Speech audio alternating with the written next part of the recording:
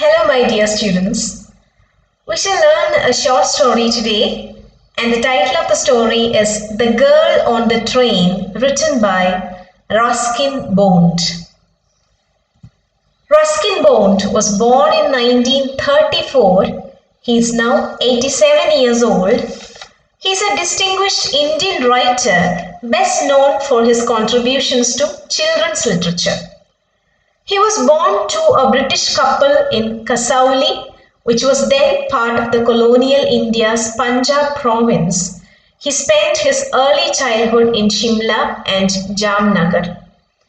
When Bond was 8 years old, his parents divorced, and when he was 10, his father died.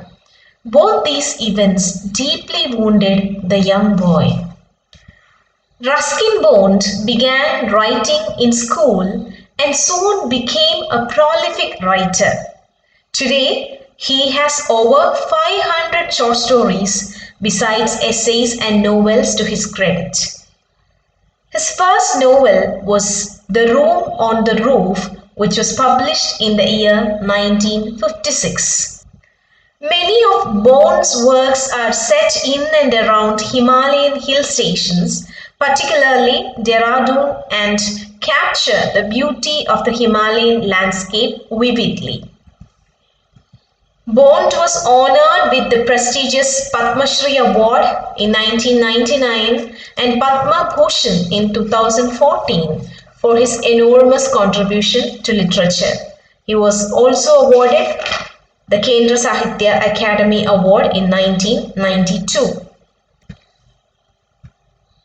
This short story, The Girl on the Train, was originally published in Bond's much admired collection, The Night Train at Deoli, under the title The Eyes Have It in 1988. So the original title of this story was The Eyes Have It. And the same story was later published as Eyes Are Not There. And now the story is titled as The Girl on the Train.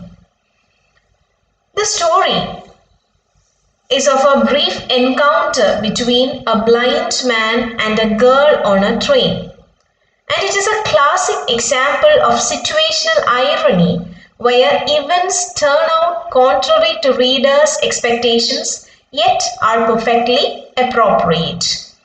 The story is brief and intricate at the same time, dealing with issues of human perception and perceptiveness. And only on a second reading, a reader can decipher the full richness of the story and its tricky narration.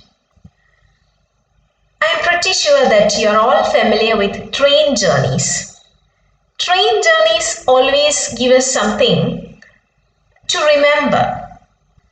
Here in the story, we meet a blind young man who was traveling alone in a compartment, and from a railway station, he gets a companion who is a young girl. And in front of that girl, he acts as if he is an ordinary man with vision. But we know he is a blind man. And it is only at the end of the story we get to know a tragic irony. We will see what is that irony, what is that turn of events towards the end of the story. So we shall learn the story now. We shall read the story now. The story begins like this. I had the train compartment to myself up to Rohana. Then a girl got in. The couple who saw her off were probably her parents. They seemed very anxious about her comfort, and the woman gave the girl detailed instructions as to where to keep her things, when not to lean out of windows, and how to avoid speaking to strangers. They called their goodbyes and the train pulled out of the station.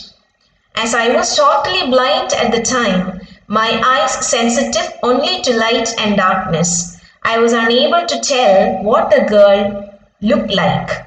But I knew she wore slippers from the way they slapped against her heels.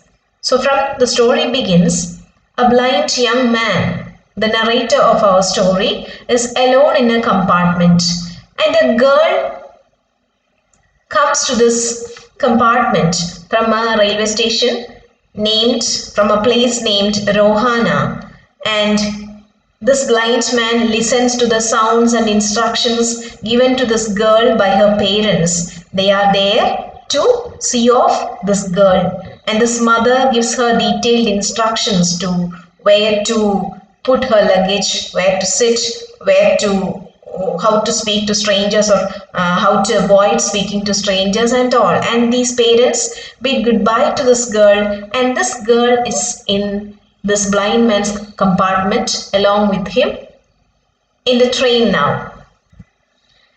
It would take me some time to discover something about her looks, and perhaps I never would. But I liked the sound of her voice and even the sound of her slippers. So, being a blind man, he tries to imagine the looks of this girl, whether she is beautiful, how she looks like, etc. And he could listen, he could hear the voice of this lady, which is very sweet to him, and he could also listen to the sound of her slippers. "Are you going all the way to Dehra?" I asked. I must have been sitting in a dark corner because my voice startled her. She gave a little exclamation and said, "Oh, I didn't know anyone else was here." So this blind man asked the girl, "Where are you going? Are you going to Dehra?" Then this girl got startled. This girl got shocked because he might be sitting in a dark corner, and the girl was not aware that somebody is sitting in her compartment. So she said, "Oh, you are sitting here. I didn't know anyone else was here in the compartment." Well, it often happens that people with good eyesight fail to see what is right in front of them. They have too much to take in, I suppose. Whereas people who cannot see have to take in only the essentials, whatever registers tellingly on their remaining senses. And this man said, I didn't see you either, but I heard you came in." I wondered if I would be able to prevent her from discovering that I was blind. Provided I keep to my seat, I thought it shouldn't be too difficult. The girl said, "I am getting off at Saharanpur. My aunt is meeting me there." So what is the destination of this girl? The girl is going to Saharanpur. Her aunt will be waiting at that station. And this blind man, the blind young man, thought of playing as an ordinary man with eyesight. So he is trying to play, or he is trying to act like a man with vision, eyesight. The man said, "Then I had better not get too familiar. Aunts are usually formidable creatures." "Where are you going?" she asked. "To Dehra and then to Mussoorie." So what is the destination of this man? He's going to Mussoorie. The girl said then, "Oh, how lucky you are. I wish I were going to Mussoorie. I love the hills, especially in October." Then this blind man is speaking about the beauty of Mussoorie during the time of October. The man said, "Yes, this is the best time." I said, calling on my memories. "The hills are covered with wild dahlias, the sun is delicious, and at night you can sit in front of a log fire and drink a little brandy. Most of the tourists have gone and roads are quiet and almost deserted." "Yes, October is the best time," said the blind man. And this girl was silent. And then this blind man made a mistake. He asked the girl, "What is it like outside?" He asked the girl, "What is it like outside?" And she seemed to find nothing strange in the question. Had she noticed already that I could not see? But her next question removed my doubts. "Why don't you look out of the window?" she asked. So if you want to see what is outside, why don't you look out of the window yourself? She asked. So I moved easily along the berth and felt for the window ledge. The window was open and I faced it, making a pretense of studying the landscape. I heard the panting of the engine, the rumble of the wheels, and in my mind's eye I could see the telegraph post flashing by. So he could hear the sound of the train wheels, the sound of the engine, and in his mind's eye, in his imagination, he imagined the telegraph post flashing by. When the train runs, the telegraph post flash by. Have you noticed, I ventured, that the trees seem to be moving while we seem to be standing still? So the man said the girl, or told to the girl, have you noticed that the trees seem to be moving while we seem to be standing still? The girl said, that always happens. Do you see any animals? The girl asked. No, I answered quite confidently, because the blind man knew that there were hardly any animals left in the forest near Dehra. The blind man knew that there are no animals left in the forest of Dehra. I turned from the window and faced the girl, and now for a while we sat in silence.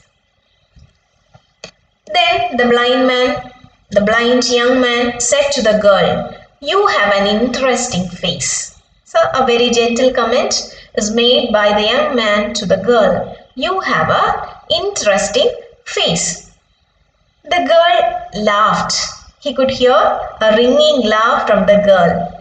And she said, it is nice to be told I have an interesting face. I am tired of people telling me I have a pretty face. The girl said, always people tell me that I got a pretty face, and this is for the first time I am listening to someone telling me I have got an interesting face. Then the man said, oh, so you do have a pretty face. Sorry, the man thought, so this girl is a beautiful girl. And he said aloud, well, an interesting face can also be pretty. And the girl said, you are a very gallant young man, but why are you so serious? So you are a very smart man, but why are you so serious? The girl asked the man. I thought then that I would try to laugh for the girl, but the thought of laughter only made me feel troubled and lonely. And he said, we will soon be at your station. So what is the destination of the girl? It is Saharanpur. They will reach the station shortly. Thank God, goodness, it is a short journey. I can't bear to sit in a train for more than 2 or 3 hours. The girl said, I don't like long journeys in a train. And he is about to go out from the train as her station is approaching. The train drove slowly into the station. Outside there was the shouting of porters and vendors and a high-pitched female voice near the carriage door. That voice must have belonged to the girl's aunt. Goodbye, the girl said. She was standing very close to me, so close that the perfume from her hair was tantalizing. So this young man could smell the perfume from the girl's hair. I wanted to raise my hand and touch her hair, but she moved away. Only the scent of perfume still lingered where she had stood. We know the blind people resort more to sounds and smells. So he could remember her voice. He could get the smell from her fragrance from her hair. So there was some confusion in the doorway. A man getting into the compartment stammered an apology. Then the door banged and the world was shut out again. I returned to my berth.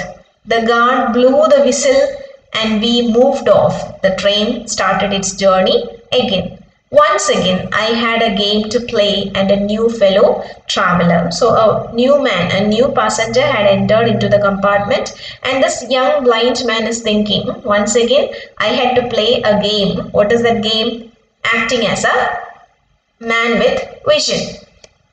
The train gathered speed. The wheels took up their song. The carriage groaned and shook. I found the window and sat in front of it, staring into the daylight that was darkness for me. So many things were happening outside the window. It could be a fascinating game guessing what went on out there. So he is engaging in a game. He could not see anything, but he is guessing what all things would be in front of him in front of the window. So he is guessing. It's an interesting game of guessing. The man who had entered the compartment broke into my reverie. Reverie means daydreaming. He was in a daydream. He was thinking about the girl. He was thinking about the visuals he is missing because he's blind. So he's imagining what would be the visuals as the train passes. So this stranger broke into his reverie, his daydream. You must be disappointed, the man said. I am not nearly as attractive a traveling companion as the one who just left. So this new passenger said, I may be disappointing you because I am not a pretty companion as the passenger, as the girl who has just left the compartment. She was an interesting girl, said I. Can you tell me, did she keep her hair long or short? So the young blind man is still trying to figure out the looks of this girl. The fragrance from hair is still lingering in his nose. So he asked the stranger, this passenger, can you tell me please, did she keep her hair long or short? Then this man replied, I don't remember. It was her eyes I noticed, not her hair. She had beautiful eyes, but they were of no use to her. She was completely blind. Didn't you notice? So this new passenger said, I don't remember about the girl's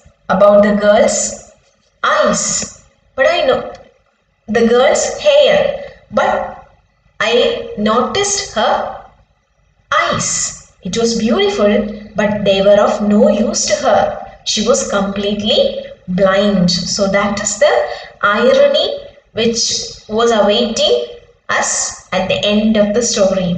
This girl was also blind. So the blind man was accompanied by a blind passenger, a blind girl. But both of them tried to hide their blindness, and both of them were successful in doing that.